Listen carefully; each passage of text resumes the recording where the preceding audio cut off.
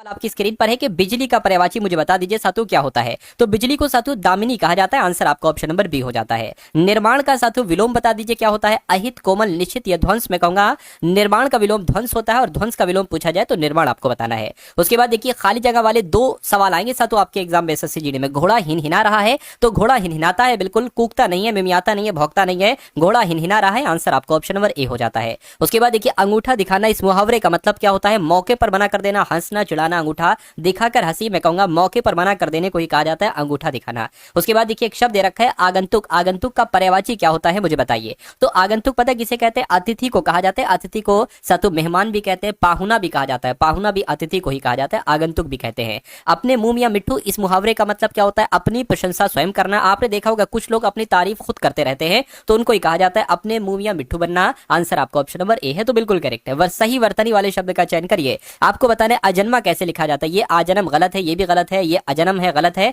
अजन्मा ऐसे लिखा जाता है जैसे आपका ऑप्शन नंबर डी में लिखा हुआ है अजन्मा। उसके बाद देखिए अगला सवाल आपसे पूछा जा रहा है कि दिए गए वाक्य का वो भाग याद करिए जिसमें कोई त्रुटि है। युवक ही किसी देश को शक्ति का आधार होते हैं, गलत है साथियों। युवक ही किसी देश की शक्ति का आधार होते हैं, ये होना चाहिए। तो किसी देश की शक्ति, यहां पर की आना चाहिए। तो दिक्कत कहां पर है, दिक्कत यहां पर है, यहां पर है, तो यही आपका जवाब हो जाता है। दिए गए वाक्य में रेखांकित खंड को प्रतिस्थापित करने के लिए सबसे उपयुक्त विकल्प का चयन करिए। आज सुबह से बारिश हो रही है और बच्चा बारिशे में नहा रहा है। बारिशे थोड़ी ना होता है साथियों, बच्चा बारिश में नहा रहा है, ये होना चाहिए। तो बच्चा बारिश में नहा रहा है, ये यहां पर आएगा। आंसर आपका ऑप्शन नंबर ए हो जाएगा। उसके बाद देखिए आज प्रत्येक गांव में बंदरगाह, क्या गांव में बंदरगाह खोले जा रहे हैं, नहीं, या बंदरगाह या साथियों विश्वविद्यालय खोले जा रहे हैं, हवाई अड्डे भी नहीं, मैं कहूंगा विद्यालय खोले जा रहे हैं प्रत्येक गांव में। तो आंसर आपका ऑप्शन नंबर डी हो जाता है। उसके बाद देखिए जो देखने योग्य हो उसके लिए क्या एक शब्द होगा, उसको दर्शनीय कहा जाता है, जो देखने योग्य हो, है ना। अगला देखिए साथियों अमृत का आपसे पर्यायवाची पूछा जा रहा है। तो अमृत के तो बहुत सारे पर्यायवाची होते हैं। अमृत को सुधा कहते हैं, सोम कहते हैं, अम्य कहते हैं, और उसके अलावा अमृत को पीयूष भी कहा जाता है। तो आंसर आपका अगर ए है तो बिल्कुल करेक्ट है। आंखों में धूल झोंकना, इस मुहावरे का मतलब क्या होता है। क्या इसको आंखों से धूल उड़ाना कहते हैं, घायल करना कहते हैं, नहीं साथियों धोखा देने को कहा जाता है। आंखों में धूल झोंकना, तुमने तो मेरी आंखों में धूल झोंक दिया, यानी कि तुमने तो मुझको धोखा दे दिया। जो देखने में प्रिय लगे उसके लिए एक शब्द क्या हो सकता है, तो उसको प्रियदर्शी कहा जाता है साथियों, जो देखने में प्रिय लगे। अगला सवाल है अपनी हत्या करने वाला। अपनी हत्या करने वाले को क्या कहा जाता है, मित्रघाती, पराघाती, नहीं साथियों उसको आत्मघाती कहा जाता है। अपनी हत्या करने वाले को, किसी दूसरे को घायल करने वाले को या मारने वाले को पराघाती कहा जाता है साथियों। मित्रघाती किसे कहते हैं, मित्र को नुकसान पहुंचने वाले को मित्रघाती कहा जाता है। अगला देखिए साथियों आपसे यहां पर कहा जा रहा है कि आदान का विलोम क्या हो सकता है। तो आदान का विलोम ग्रहण, नादान, प्रदान या निदान होता है। मैं कहूंगा प्रदान होता है। आदान का विलोम प्रदान और प्रदान का विलोम आदान होता है। अगला सवाल आपकी स्क्रीन पर है, आपसे कहा जा रहा है कि दिए गए वाक्य में रेखांकित खंड को प्रतिस्थापित करने के लिए सबसे उपयुक्त विकल्प का चयन करिए। दुविधा आत्मविश्वास को सबसे बड़ी शत्रु है, क्योंकि दुविधा एकाग्रता को नष्ट कर देती है। ये दिक्कत वाला लग रहा है, अंडरलाइन वाला साथियों, है ना। दुविधा आत्मविश्वास की सबसे बड़ी शत्रु है, ये होगा, या दुविधा आत्मविश्वास की सबसे बड़ी शत्रु है, ये होगा। ये दोनों तो सेम ही लग रहे हैं साथियों। दुविधा आत्मविश्वास की सबसे, अच्छा यहां पर बड़ा लिखा हुआ है, यहां पर बड़ी लिखा हुआ है, ठीक है, तो ये नहीं होगा, बड़ी शत्रु है ये आना चाहिए। यानी कि दुविधा आत्मविश्वास को नहीं आना चाहिए, दुविधा आत्मविश्वास की सबसे बड़ी शत्रु है, क्योंकि दुविधा एकाग्रता को नष्ट करती है। यानी कि इस सवाल का जवाब आपका ऑप्शन नंबर बी हो जाएगा। उसके बाद देखिए सही वर्तनी वाले शब्द का चयन करिए। प्रतिवर्ष कैसे लिखा जाता है, ऐसे नहीं, ऐसे लिखा जाता है साथियों प्रतिवर्ष, हाँ ऐसे ही तो लिखा जाता है साथियों। प्रति ये हो गया, वर्ष अलग हो गया, कोई दिक्कत नहीं। आंसर आपका अगर ऑप्शन नंबर बी है तो बिल्कुल करेक्ट है। आदि का विलोम आपसे पूछा जा रहा है। तो आदि का विलोम क्या होता है साथियों, आदि का विलोम देखिए आबादी लिखा है, आबादी का विलोम बर्बादी होता है। आरंभ का विलोम अगर आपसे पूछा जाए तो अंत होता है, लेकिन अगर आदि का विलोम पूछा जाए तो अनादि आपको बता देना है। नेक्स्ट नंबर का सवाल देखिए, विकास कहाँ कमाने वाला सदस्य है, या विकास घर कमाने वाला सदस्य है, विकास एकमात्र कमाने वाला सदस्य है। बिल्कुल साथियों विकास एकमात्र कमाने वाला सदस्य है। आंसर आपका ऑप्शन नंबर डी हो। इतिहासकार ने 8 सुल्तानों का काल देखा था, ये बहुत बार आ चुका है साथियों। अमीर खुसरो ने 8 सुल्तानों का काल देखा था। किसने पद्मावत की रचना की थी, तो मलिक मोहम्मद जायसी ने साथियों पद्मावत की रचना की थी। उसके बाद देखिए खुसरो खां की हत्या करके किसने दिल्ली सल्तनत पर तुगलक वंश की नींव डाली थी, तो मैं कहूंगा गाजी मलिक इनका नाम है, और गाजी मलिक ने ही खुसरो खां की हत्या करके दिल्ली सल्तनत पर तुगलक वंश की नींव डाली थी। उसके बाद देखिए असहयोग आंदोलन के दौरान किसने पटना कॉलेज छोड़ दिया, जबकि उसकी परीक्षा के केवल 20 दिन ही बचे थे। पता किन की बात चल रही है साथियों? ये बात चल रही है जयप्रकाश नारायण की। असहयोग आंदोलन के दौरान इन्होंने उसमें भाग लिया था, पटना कॉलेज छोड़ दिया था, और जबकि उनकी एग्जाम में साथियों 20 दिन ही बाकी थे। काकोरी ट्रेन डकैती एक्शन में किन क्रांतिकारियों को फांसी की सजा दी गई थी? तो साथियों क्या राम प्रसाद बिस्मिल और अशफाक उल्लाह खां को, वी सावरकर वासुदेव चापेकर को, मैं कहूंगा राम प्रसाद बिस्मिल और अशफाक उल्लाह खां को काकोरी ट्रेन डकैती एक्शन में फांसी की सजा दी गई थी। भारत की किस नदी का अंतर्देशीय जल निकास है? तो मैं कहूंगा लूनी आपका जवाब होगा, यानी कि भारत की जो लूनी नदी है, इस नदी का अंतर्देशीय जल निकास है। आंसर आपका ऑप्शन नंबर डी होगा। निम्नलिखित में से किस एक नदी को पहले वितस्ता के नाम से जाना जाता था? यानी कि झेलम नदी का जो प्राचीन नाम था साथियों वो वितस्ता था, पहले वितस्ता कहा जाता था झेलम नदी को, ये आपको मालूम होना चाहिए।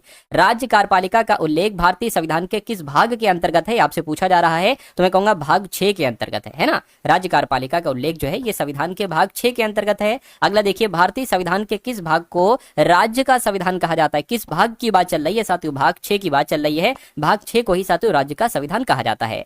किसी भी राज्य के गठन, किसी भी राज्य की सीमा में परिवर्तन करने का अधिकार किसके पास होता है? राज्यपाल, प्रधानमंत्री, राष्ट्रपति, संसद। तो ये अधिकार तो सिर्फ और सिर्फ संसद के पास होता है। किसी अर्थव्यवस्था में सामान्य मूल्य स्तर में निरंतर वृद्धि को क्या कहा जाता है? तो मुद्रास्फीति इसी को तो कहते हैं। किसी अर्थव्यवस्था में अगर सामान्य मूल्य स्तर में निरंतर वृद्धि होती जा रही है तो उसको ही मुद्रास्फीति कहा जाएगा। ये क्वेश्चन साथों इंपॉर्टेंट है, कई बार आ चुका है। अगला देखिए, मुद्रास्फीति से सबसे अधिक जो लाभ होता है साथियों वो किसको लाभ होता है? तो जो ऋणी होता है ना, ऋणी साथियों, उसको सबसे ज्यादा लाभ होता है जब मुद्रास्फीति होती है। निम्नलिखित में से किसने गोबर गैस प्रणाली का आविष्कार किया था? आपसे पूछा जा रहा है, तो मैं कहूंगा साथियों CV देसाई इनका नाम है और इन्होंने ही गोबर गैस प्रणाली का आविष्कार किया था। अगला देखिए, बायोगैस संयंत्र से निष्कासित कौन सी गैस ईंधन गैस के रूप में प्रयोग की जाती है? तो मैं कहूंगा साथियों मीथेन गैस आपके सवाल का जवाब होगा। बायोगैस संयंत्र से निष्कासित मीथेन गैस ईंधन गैस के रूप में प्रयोग की जाती है। अगला देखिए, हाल ही में अपने सभी शहरी नगर निगमों में 100% स्मार्ट ग्रिड कवरेज हासिल करने वाला पहला बड़ा राज्य कौन बन चुका है? तो करंट अफेयर के कुछ सवाल साथों देख लीजिए, कौन बन चुका है? मैं कहूंगा अपना उत्तर प्रदेश बन चुका है। मतलब अपने सभी शहरी नगर निगमों में 100% स्मार्ट ग्रिड कवरेज हासिल करने वाला पहला बड़ा राज्य उत्तर प्रदेश बन चुका है। अगला देखिए, किसे भारतीय महिला हॉकी टीम का कोच नियुक्त किया गया? ये क्वेश्चन भी साथियों बहुत इंपॉर्टेंट है। इनका नाम है शॉर्ड मारिन और शॉर्ड मारिन को ही भारतीय महिला हॉकी टीम का कोच नियुक्त किया गया है। जल्लीकट्टू 2026 इसकी शुरुआत कहां पर हुई है? तो ये कहां पर होता है? ये साथियों तमिलनाडु में होता है। ये बात आप लोग अच्छे तरीके से जानते हैं। अगला सवाल आपकी स्क्रीन पर है। आपसे कहा जा रहा है, आपसे यहां पर साथियों कहा जा रहा है कि ममादी डोम्बोया को किस देश का राष्ट्रपति नियुक्त किया गया है? किस देश का राष्ट्रपति नियुक्त किया गया है साथियों? गिनी का राष्ट्रपति नियुक्त किया गया है। किसको? ममादी डोम्बोया को गिनी देश का राष्ट्रपति नियुक्त किया गया है। आप लोग याद रखेंगे। उसके बाद देखिए, अगला सवाल आपकी स्क्रीन पर है। आपसे कहा जा रहा है, कहां जन विश्वास बिल 2026 को मंजूरी दी गई है? तो कहां पर दी गई है ये बात आपको यहां पर बताना है। मैं कहूंगा दिल्ली की अगर बात करते हैं तो दिल्ली में ही जन विश्वास बिल 2026 को मंजूरी दी गई है। अगला सवाल देखिए, भारतीय महिला हॉकी टीम ने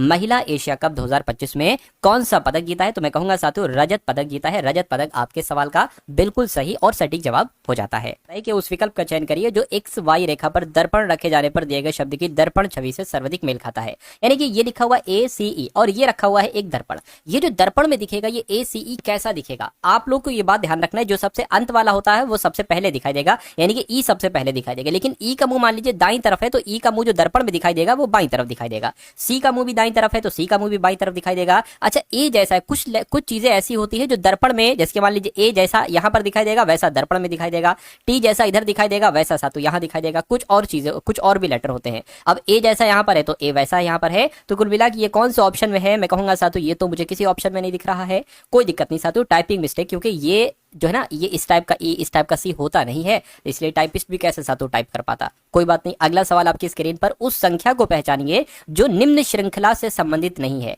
यानी कि देखिए 2, 9, 28, अभी मैं आपको समझाऊंगा। 28 के बाद 64 और उसके बाद सातों 126 और उसके बाद 217 और उसके बाद सातों 344 और उसके बाद सातों यहाँ पर 513। आपको ये बताना है कि जो इससे संबंधित नहीं है। देखिए अगर हम यहाँ पर साथियों थोड़ा दिमाग लगाएं, ये 2 है, ये 9 है, ये 28 है, ये 64, ये 126 है। देखिए मुझे यहाँ से थोड़ा सा लग रहा है, मुझे इतना पता है कि 5 का क्यूब होता है 125, लेकिन यहाँ पर क्या है 126, यानी कि इसमें एक जोड़ा गया होगा।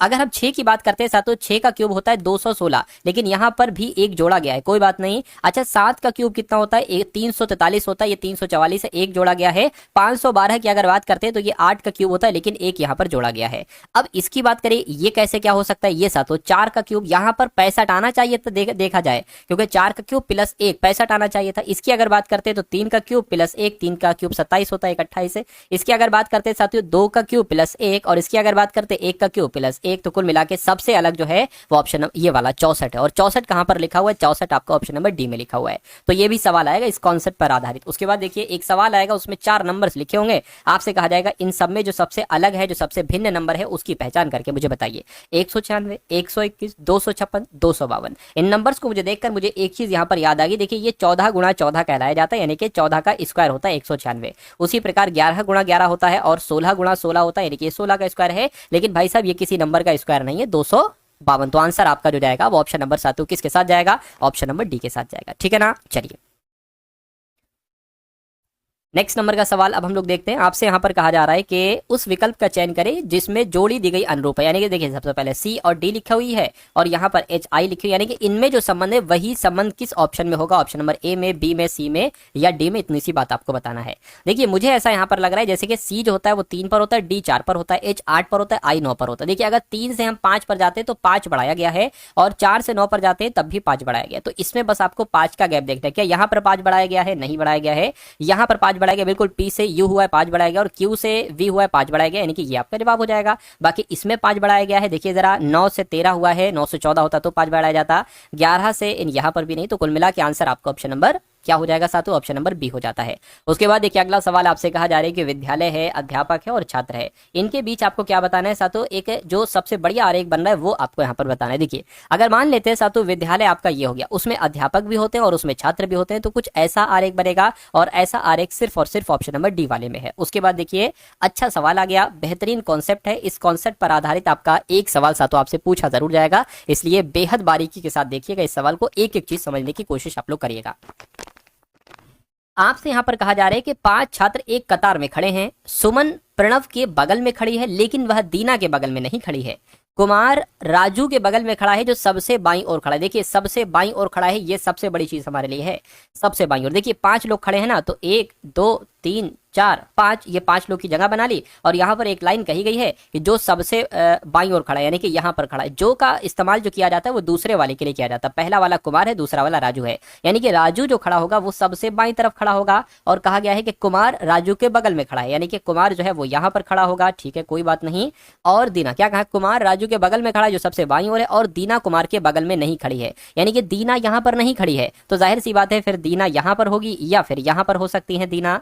अब शुरू से एक बार पढ़िए। सुमन प्रणव के बगल में खड़ा है, सुमन प्रणव के बगल में खड़ा है, लेकिन वह दीना के बगल में नहीं खड़ा, यानी कि सुमन जो है ना दीना के बगल में नहीं खड़ा है। तो एक ही हो सकता है साथियों, दीना को आप यहां पर बैठा लिए और सुमन को आप यहां पर बैठा लिए, है ना, ये हो सकता है।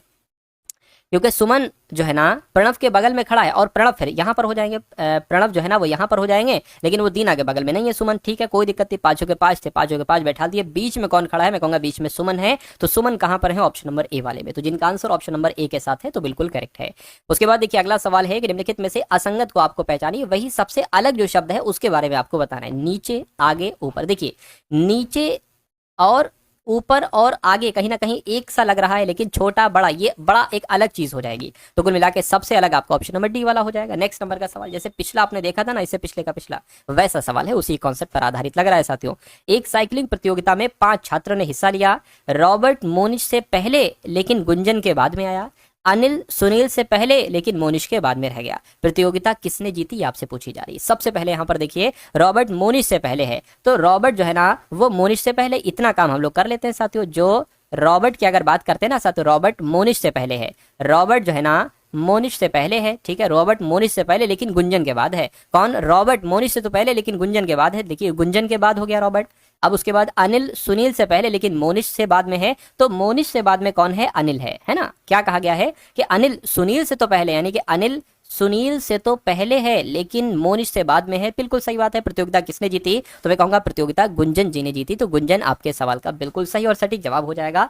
उसके बाद देखते हैं नेक्स्ट नंबर का सवाल आपकी स्क्रीन पर आ चुका है। आपसे कहा जा रहा है कि कथन है और निष्कर्ष है, आपको बताने कथन के अकॉर्डिंग कौन सा निष्कर्ष यहाँ पर बिल्कुल सही है। देखिए साथियों एसएससी जीडी की अगर बात करें तो बहुत पुराना एक्सपीरियंस है। पिछले 3-4 सालों से, समझ लीजिए 4 या 5 सालों से साथियों पढ़ा रहा हूं। हर बार बहुत सारे सिलेक्शन देता हूं टारगेट सिलेक्शन की मदद से, और ये समझ लीजिए इस बार मैंने अपनी मेहनत को बढ़ाकर 10 गुना कर दिया, यानी कि इस बार 10 गुना ज्यादा सिलेक्शन होंगे साथियों। और अगर आप वाकई में अपने सिलेक्शन को पक्का करना चाहते हैं तो चैनल को सब्सक्राइब कर लीजिए, बेल आइकन पर क्लिक कर लीजिए, टारगेट सिलेक्शन यही लोगों वाला है ना। चलिए, और ऐसी तैयारी करा दूंगा साथियों कि इस बार आपका ये पेपर बहुत आराम से क्रैक हो जाएगा। अभी तो एक क्लास है, मैं कहूंगा एक क्लास से आपकी तैयारी थोड़ी सी बूस्ट हो गई होगी। अगर आप 10 क्लासेस ले लेते हैं, 12-15 क्लासेस ले लेते हैं, तो देखिए आपकी तैयारी कहाँ की कहाँ जाएगी। तो बस साथियों शांति के साथ अपना काम करते रहिए, दुनिया आपके पीछे होगी, ये समझ लीजिए, आप सबसे आगे होंगे। देखिए कथन की अगर बात करें, कुछ गुड़ियां फूल है, तो जैसे जैसे कहा जा रहा है वैसे वैसे करते जाएंगे। मान लीजिए गुड़ियां हो गई, और इतनी गुड़ियां, मान लीजिए कुछ गुड़ियां क्या है, कुछ गुड़ियां फूल है, ठीक है। कोई भी पेड़ गुड़िया नहीं है, है ना, कोई भी पेड़, तो पेड़ अलग हो जाएगा। क्या कहा गया है, कोई भी पेड़ जो है ना वो गुड़िया नहीं है, तो कोई भी गुड़िया भी पेड़ नहीं हो सकता, और कुछ फूल भी पेड़ नहीं हो सकते, ये वाले इतने फूल पेड़ नहीं हो सकते। अब निष्कर्ष को देखिए और बताइए आपका निष्कर्ष यहाँ पर कौन सा सही लग रहा है, कौन सा गलत है, बताइए। कोई गुड़िया पेड़ नहीं है, बिल्कुल सत्य। जब कोई पेड़ गुड़िया नहीं हो सकता तो कोई गुड़िया पेड़ कैसे हो सकती है, बात बिल्कुल सही कही है। कुछ फूल पेड़ हैं, कुछ फूल पेड़ है नहीं, इसके बारे में हम नहीं कह सकते। हाँ, इतना तो हमें पता है कि कुछ फूल पेड़ नहीं है, लेकिन ये नहीं कह सकते कुछ फूल पेड़ है नहीं है। देखिए दूर दूर से कोई लेना देना नहीं इनका, तो ये आपका गलत मान लिया जाएगा, यानी कि केवल निष्कर्ष ए का अनुसरण करता है, ऐसा ऑप्शन नंबर डी में लिखा हुआ है। उसके बाद देखिए अगला सवाल आपकी स्क्रीन पर है, आपसे यहाँ पर कहा जा रहा है कि बैल का संबंध जैसे गाय से है, वैसे ही शेर का संबंध यहाँ पर किससे होगा, ये आपसे पूछा जा रहा है। देखिए बैल का विलोम होता है गाय, है ना, तो शेर का विलोम क्या होता है, मैं कहूंगा शेरनी होता है। क्या यहाँ पर कहीं ऑप्शन में शेरनी लिखा हुआ है, बिल्कुल लिखा हुआ है, ऑप्शन नंबर बी में लिखा हुआ है। उसके बाद देखिए अगला सवाल आपकी स्क्रीन पर, आपके सामने यहाँ पर भी कथन है और यहाँ पर भी निष्कर्ष आपको दे रखे हैं। आपसे कहा जा रहा है जापान में काम करने वाले सभी वैज्ञानिक प्रतिभाशाली हैं, ठीक है, मतलब जापान में जितने लोग वैज्ञानिक हैं वो प्रतिभाशाली हैं। जापान में कुछ चीनी वैज्ञानिक काम कर रहे हैं, मतलब चीनी वैज्ञानिक हैं वो भी प्रतिभाशाली होंगे, क्योंकि वो भी वैज्ञानिकों के अंतर्गत आ गए हैं। अब निष्कर्ष को देखिए और बताइए आपका निष्कर्ष कौन सा सही है। चलिए यहां पर अगर बात करें, कुछ कोई भी चीनी वैज्ञानिक प्रतिभाशाली नहीं, ये बात गलत है। देखिए चीनी वैज्ञानिक जापान में काम कर रहे हैं, है ना, जापान में कुछ चीनी वैज्ञानिक काम कर रहे हैं तो वो भी प्रतिभाशाली होंगे, लेकिन यहाँ पर कहेंगे चीनी वैज्ञानिक प्रतिभाशाली, तो ये गलत है। कुछ प्रतिभाशाली चीनी वैज्ञानिक जापान में कर रहे हैं, ये बात बिल्कुल सही है। सभी प्रतिभाशाली वैज्ञानिक जापानी हैं, है ना, सभी मतलब प्रतिभाशाली वैज्ञानिक जो है ना वो जापानी है, ये बात इससे इसका लेना देना नहीं है, संबंध नहीं, तो गलत हो जाएगा। कुछ चीनी वैज्ञानिक प्रतिभाशाली, ये भी सही हो जाएगा, यानी कि दूसरा और चौथा आपका बिल्कुल सही है, ऐसा ऑप्शन नंबर डी में लिखा हुआ है। अगला सवाल आपकी स्क्रीन पर है, देखिए इस सवाल को और बताइए आपका जवाब क्या होगा। आपसे कहा जा रहा है कि एक बैग में 1:3:5 के अनुपात में 25 पैसे, 10 पैसे, 5 पैसे के सिक्के हैं। यदि सब मिला के राशि 40 रुपए बनती है तो बताइए 5 पैसे के कितने सिक्के हैं। तो 5 पैसे के, ये 5 पैसे के कितने सिक्के हैं, 5 सिक्के हैं। तो कुल मिला के इसको अगर हम साथियों 1x को x मान ले, इसको हम 3x मान ले और इसको हम 5x मान ले, तो कहा जा रहा है कि 5 पैसे के कितने सिक्के हैं। तो आपको 5x के कितने सिक्के हैं, 5 सिक्के हैं। तो मैं कहूंगा आपको फाइनली 5x की वैल्यू बताना होगी। सबसे पहले आपको x की वैल्यू यहां पर निकालना होगी। चलिए ट्राई करते हैं, देखते हैं कैसे सवाल होगा। देखिए अगर मान लीजिए 25 पैसे का एक सिक्का है तो कितने रुपए हो जाएंगे, मैं कहूंगा साथियों यहां पर अगर बात करें 0.25x रुपए हो जाएंगे, ठीक है। 10 पैसे के 3 सिक्के हैं तो कितने रुपए हो जाएंगे, 0.3x रुपए हो जाएंगे। 5 पैसे के 5 सिक्के हैं तो 5 पंजे 25, यानी कि 0.25x रुपए हो जाएंगे। अच्छा, ये कुल धनराशि जो बनती है आपकी वो 40 रुपया बनती है, तो 40 इनका योगफल आ जाएगा। अब इनको जरा जोड़ लीजिए, 50, 25 + 25 50 हो जाएगा, और ये आपका साथियों कितना हो जाएगा, है ना। देखिए 25 25 और सातों यहाँ पर आपका पॉइंट और यहाँ पर 3 आ जाएगा, 5 5 10 हो गया, ये आपका 6 7 8, यानी कि ये कुल मिला के आ जाएगा आपका 0.8x।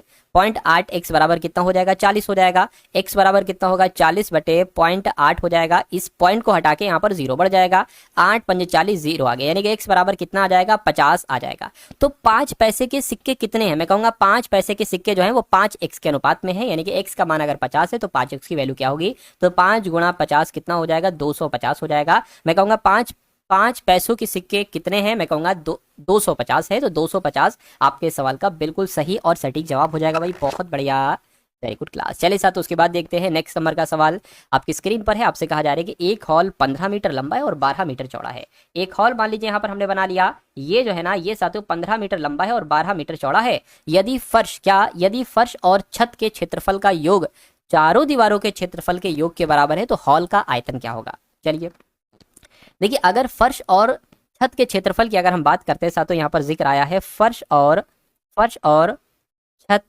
का क्षेत्रफल, है ना, फर्श और छत का क्षेत्रफल। देखिए अगर होता फर्श का क्षेत्रफल तो ये लंबाई हो जाती है ना, ये चौड़ाई हो जाती, तो फर्श का क्षेत्रफल क्या होता, लंबाई गुणा चौड़ाई, है ना, लंबाई गुणा चौड़ाई हो जाता। या अगर बात करते हैं साथियों जो छत है, छत का भी वही क्षेत्रफल होगा, तो एक काम करिए ये लंबाई हो जाएगी साथियों, है ना।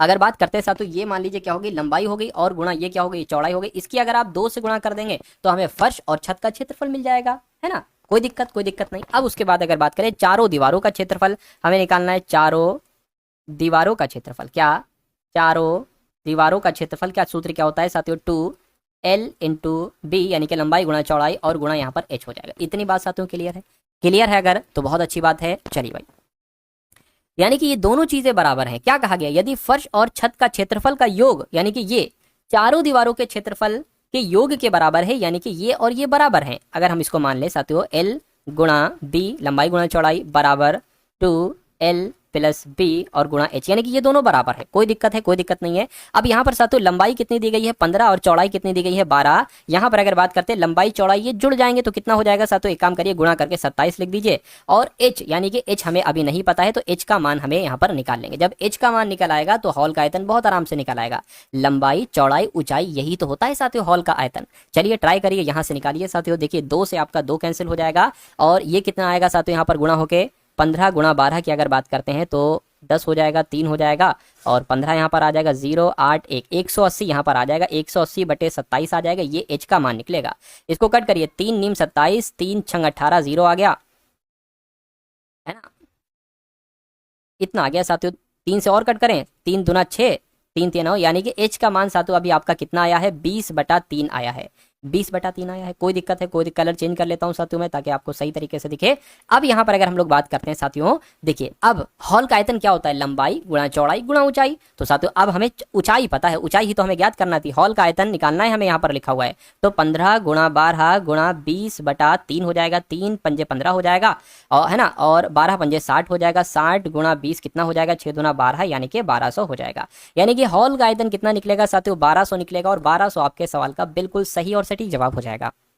उसके बाद देखिए साथियों अगला सवाल है, कहा जा रहा है कि मामला ए, एक दुकान में लाभ लागत का 340% है, यानी कि ए की अगर बात करें मान सकते हैं कि 340 का लाभ हुआ है, 340 का लाभ हुआ है, ठीक है भाई साहब। मामला बी की अगर बात करें लागत 32% बढ़ जाती है, यदि लागत 32% बढ़ जाती है, यहाँ पर ये बताया गया, ठीक है। तो मामला ए में विक्रय मूल्य का लगभग कितना प्रतिशत लाभ है। देखिए सबसे पहली बात आप एक बात ये सुनिए, लागत मूल्य हम मान लेते हैं कितना है, लागत मूल्य हम 100 मानते हैं, है ना, लागत मूल्य कितना है, लागत मूल्य साथियों मान लीजिए 100 है, और यहाँ पर कहा गया है कि लाभ जो हुआ है 340 का हुआ है, तो लागत मूल्य अगर 100 है तो लाभ 340 का हुआ है, तो मैं कहूंगा विक्रय मूल्य कितना हो जाएगा साथियों, सेलिंग प्राइस कितना हो जाएगा, 340 प्लस 100 440 हो जाएगा, कितना हो जाएगा, 440 हो जाएगा, विक्रय मूल्य हो जाएगा। उसके बाद कहा गया है कि यदि लागत 32% बढ़ जाती है, लागत की अगर बात करते हैं 32% बढ़ जाती है तो ये 132 हो जाती है, ठीक है कोई बात नहीं। तो कहा जा रहा है कि मामला ए में विक्रय मूल्य का लगभग कितना प्रतिशत लाभ होगा, तो दोनों को घटाइए, यानी और इसको प्रतिशत में बदलिए, 440 माइनस 132 बटा कितना आ जाएगा, 440 आ जाएगा, और यहाँ पर अगर बात करते हैं साथियों ये आपको गुणा हो जाएगी प्रतिशत में बदलने के लिए। तो इसको साथियों घटाइए, कितना आ जाएगा, 440 में से 132 जाएगा, ये आपका 803 308 गुणा 100/440 यहाँ पर आ जाएगा, और गुणा साथियों गुणा तुमने लगाई दिया, गुणा 100 तो लगाई दिया है। उसके बाद देखिए अगले स्टेप की अगर बात करें तो इस जीरो से आपका ये जीरो कैंसिल हो जाएगा, 2 पंजे और 2 से कट करेंगे साथियों 22 यहाँ पर आ जाएगा, और कट करेंगे साथियों 2 एकम 2 आ जाएगा, 2 पंजे 10, 2 चौक आ जाएगा, क्या 11 से ये कटेगा साथियों, देखिए 11 एकम 11, 11 एकम 11 कितना चला जाएगा, 4 11 चौक 44 हो जाएगा, तो कुल मिला के 14 पंजे कितना आ जाएगा, 70 आ जाएगा, यानी कि 70% लाभ होगा। और ऐसा कहां पर लिखा हुआ है, ऐसा आपका ऑप्शन नंबर बी पे लिखा हुआ है। एक बार इसको एक बार और देख लीजिएगा आप लोग अच्छे तरीके से, ठीक है ना। चलिए उसके बाद देखिए साथियों अगले नंबर का सवाल आपकी स्क्रीन पर है, आपसे कहा जा रहा है कि यदि x+4 x+5 और x+7 और x+9 ये अवलोकन है, इनका माध्य कितना है, 9 है, यानी कि ये 5 संख्याएं हैं, 1 2 3 4 5 5 संख्याएं, और इनका औसत कितना है या इनका माध्य कितना है, 9 है। तो जो अंतिम 3 अवलोकन है उनका माध्य क्या होगा, अंतिम 3 संख्या यानी कि 1 2 3 इनका माध्य क्या होगा। तो इन सबको करने के लिए हमें सबसे पहले x का मान निकालना पड़ेगा। देखिए सबसे पहले मैं आपको बिल्कुल शुरू से बताता हूँ, ये एक नंबर हो गया, ये दूसरा नंबर क्या है x+4, तीसरा नंबर क्या है x+5,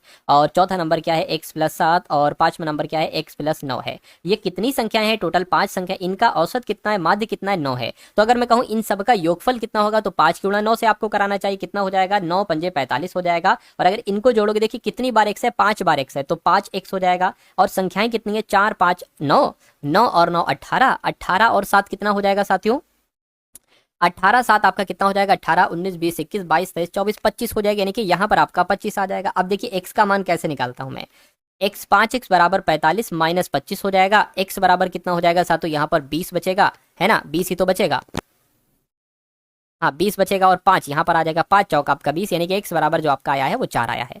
तो अंतिम तीन संख्याओं का माध्य कैसे निकालेंगे, देखिए ये हमें x बराबर जब 4 है तो 4 और 5 कितना हो जाएगा, 9, यानी कि ये संख्या 9 हो जाएगी। x प्लस 7 यानी कि 4 प्लस 7 कितना हो जाएगा, 11 हो जाएगा, और 4 प्लस 9 कितना हो जाएगा साथों, 13 हो जाएगा। कितनी संख्या है, 3 है, बस इसको कैलकुलेट आपको करना है।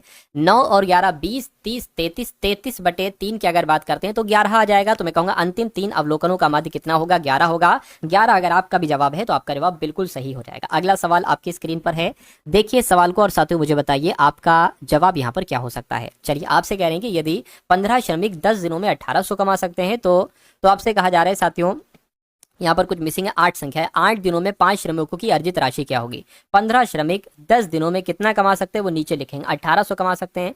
8 दिनों में 5 श्रमिकों की साथियों अर्जित राशि कितनी होगी, मैं कहूँगा x होगी, ठीक है ना। देखिए अब अगर बात करते हैं, बराबर लगा है तो क्रॉस मल्टीप्लाई हमें कर देना चाहिए, ये x इधर आ जाएगा, ये इधर आ गया बराबर, ये 1800 इधर गुणा हो जाएगी, 8 गुणा 5 गुणा 1800 और बटे ये 15 गुणा 10 जो है ना ये नीचे आ जाएगा, 15 गुणा 10। अब इसको कैलकुलेट कर लेंगे, x का मान निकाल लेंगे, वही राशि हो जाएगी। इसको कैलकुलेट करिए साथों, देखिए 0 से आपका ये 0 कैंसिल हो गया, 5 एकम 5 5 3 15 हो गया, 3 से अगर इसको कट करेंगे 3 छंग 18 ये 60 हो गया।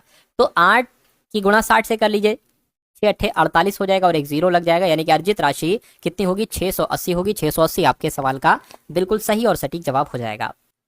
उसके बाद देखिए साथियों, रमन ने 9 वर्ष के बाद साधारण ब्याज के रूप में कितने रुपए, 13,300 का भुगतान किया 9 वर्ष में टोटल। कहा जा रहा है कि उन्होंने पहले 2 वर्ष के लिए 6% की दर से, अकेले 3 वर्ष के लिए 9% की दर से और बाकी की अवधि के लिए 14% पर कुछ रकम उधार ली। उन्होंने कितनी रकम उधार ली, बहुत आसान सवाल है, मैं आपको समझा रहा हूँ। देखिए टोटल कितने वर्ष हैं, टोटल 9 वर्ष हैं। शुरू के जो 2 वर्ष थे वो 6% की दर से लिए, तो 2 वर्ष 6% की दर से ली, यानी कि 2 छंग 12 यानी कि 12% हो गए, ठीक है। उसके बाद साथों अगले 3 वर्षों के लिए 9%, यानी कि 3 नीम 27 27% हो गए। टोटल 9 वर्ष है, ध्यान दीजिएगा कितने हो गए हैं, पहले आपके 2 वर्ष और 3 वर्ष 5 वर्ष, 9 वर्ष थे, बचे कितने 4 वर्ष। तो अब बाकी की अवधि यानी कि 4 वर्ष के लिए 14% पर कुछ रकम उधार ली, तो 4 गुणा 14 कितना हो जाएगा, 14 छंग 56 यानी कि 56% आपके ये होगा। तो देखिए कितने प्रतिशत टोटल हुए, 7 और 2 9 9 और आपका ये 15 हो जाएगा और आपका ये 4 4 यानी कि 95% आपका हो गया। तो 95% की ही तो वैल्यू आपको यहाँ पर ये दे रखी है 13,300, तो 13,300 जो है ये 95% की यहाँ पर वैल्यू साथियों आपकी आ चुकी है।